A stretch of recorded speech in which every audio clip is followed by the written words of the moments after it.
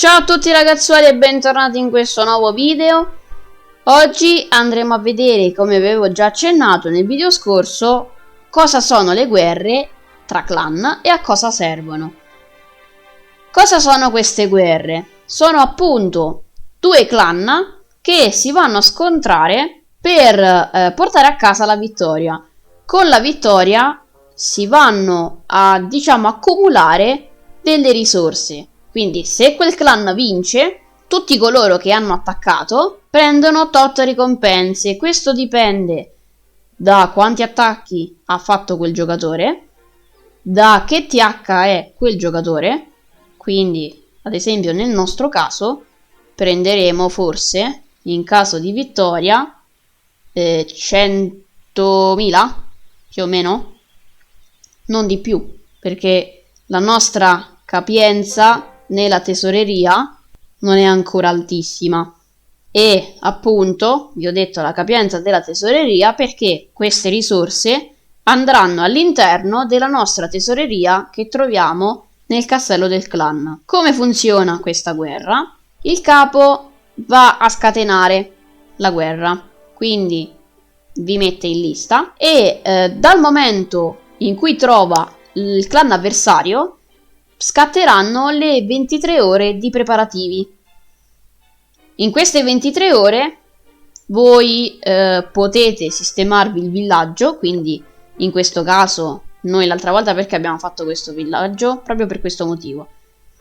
Quindi vi sistemate il villaggio, donate, voi che siete livello basso no, ve lo sconsiglio, ma i TH alti doneranno all'interno di tutti i castelli che dovranno difendere durante questa guerra e sarà una fase di riposo. Quando finiscono queste 23 ore di preparativi scattano le 24 ore di guerra. In quelle 24 ore voi dovrete fare due attacchi, cioè dovreste fare due attacchi.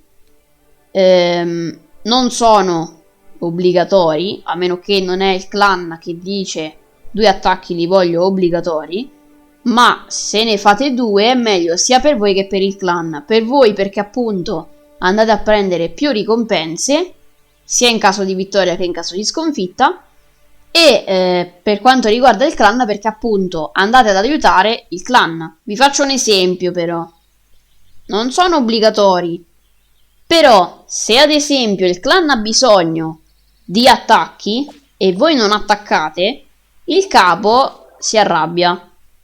Vi ci metto in mezzo anch'io, perché io da capo non accetto che i miei giocatori non attaccano in guerra, a meno che non avete impegni, ok, ci può stare, può succedere, o contrattempi e tanti altri motivi. Ma se voi lo fate apposta che vi becco online ma non attaccate, io faccio volare, proprio faccio bere una bella Red Bull e volano tutti quanti quelli che non attaccano. Quindi vi sconsiglio di fare questa cosa, perché il capo, se è un tipo di capo che la pensa più o meno come me, farete la stessa fine. Quindi vi consiglio di attaccare, soprattutto se c'è bisogno all'interno del clan. Quindi se non ci sono ancora avversari chiusi, ora vi faccio capire che vuol dire chiusi, vi consiglio di collaborare con il capo e organizzarvi con il capo per magari chiuderli voi o tante altre cose. A proposito di villaggi chiusi, cosa vuol dire? Vuol dire che voi dovrete appunto attaccare. Se fate 3 stelle sono chiusi, quindi non serve riattaccarli, è inutile, sprecate solo attacchi. Se quel villaggio è stato attaccato ma ha solo 2 stelle o 1 stella o addirittura 0, voi dovreste provare, a meno che non è troppo alto, però io vi consiglio di attaccare lo stesso perché appunto prendete più risorse. Direi di passare a vedere direttamente come funziona questa guerra e farvi quindi vedere. Allora, vedete che sulle spadine c'è un numeretto. Quel numeretto vuol dire che abbiamo ancora un attacco su 2. ho fatto un attacco, appunto, quindi però il gioco mi dice, ti ricordi che hai un altro attacco da fare? Mi raccomando, non dimenticarti.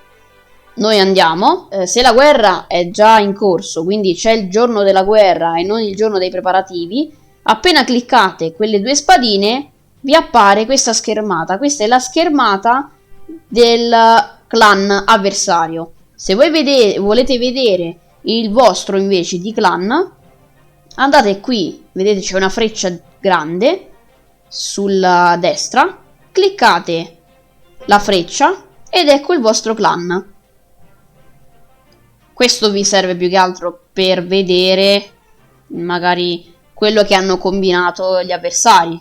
Per esempio, a me mi hanno trissato. Non è vero. Davo per scontato che mi avevano trissato. Ancora non mi hanno attaccato. Vedete, quando ci sono i bersagli ancora che si vede la casetta del vostro municipio, vuol dire che non siete stati attaccati. Se avete... eccola qui. Se c'è la casetta ma le 3 stelle sopra grigie, oscurate, vuol dire che l'avversario ha attaccato ma non è riuscito a fare 3 stelle. L'avversario oppure voi, in questo caso io, sono stata io a fare 0 stelle. Se ci sono le 2 stelle vuol dire che non è chiuso quell'avversario e se c'è una stella, idem, come in questo caso. Sul primo Lupus, il nostro primo giocatore, hanno fatto una stella, quindi dovrebbero di nuovo attaccarlo per chiuderlo, cioè per togliere quel villaggio dalle scatole. Ma non sempre vengono chiusi questi villaggi. Per questo discorso non posso dirvi un granché, perché dovrete fare esperienze e capire per quale motivo quel villaggio magari viene lasciato oppure deve essere chiuso e tante altre cose che non vi posso dire io. Dovrete fare esperienza, ripeto. Se noi andiamo ad esempio su una casetta avversaria, possiamo cliccare attacca o ricognizione. Se ad esempio clicchiamo su ricognizione, possiamo appunto vedere il villaggio. Questo villaggio è troppo alto per noi, perché vedete che casetta è a livello 7, non possiamo fare un granché, però io lo attacco lo stesso perché voglio fare risorse. Guardate un po' il castello, c'è scritto 0 su 20, vedete quel numeretto? Questo vuol dire che all'interno del suo castello non ha truppe, perciò se noi mettiamo ad esempio una truppa all'interno di questo cerchio bianco, per esempio vicino al barbaro sulla destra dove c'è un bel po' di spazio, possiamo vedere che non usciranno truppe appunto dal castello. Questo perché non gli hanno donato le truppe prima che iniziasse la guerra. Una volta che è iniziata la guerra le truppe non si possono più donare all'interno del castello, quindi cercate di donare prima. Possiamo partire con l'attacco. Mi raccomando, prima di attaccare controllate bene le truppe se le avete tutte, premendo appunto il solito tasto dell'esercito. Se non c'è niente di rosso, ci sono tutte spuntine verdi, potete partire. Potete anche, vedete, il gioco ve lo ricorda, quando cliccate attacca, sei pronto? Vi dice e vi fa vedere tutte le truppe. Quando avete visto che ci sono tutte, cliccate attacca. Prima di attaccare potete anche fare la ricognizione, anche se nel nostro caso, e io infatti non l'ho fatta proprio per questo motivo, perché è inutile. Per noi è inutile, ovvio. È inutile perché siamo troppo bassi per questo villaggio. Guardate, attacchiamo così tanto per fare un attacco, ma non perché possiamo farci qualcosa con questo attacco. Anzi, non possiamo fare proprio niente. Neanche hanno spaccato le mura. Gli spaccamurio. Giustamente anche, Sono troppo alti. Io quasi quasi però mi tengo le truppe in difesa. Ma no dai, quel deposito lì lo voglio spaccare, su. Puliamo bene qui, se ci riusciamo, non ci riusciamo. No, niente ragazzi, falsa allarme, non faccio niente perché non ce la faccio. È inutile che spreco questa...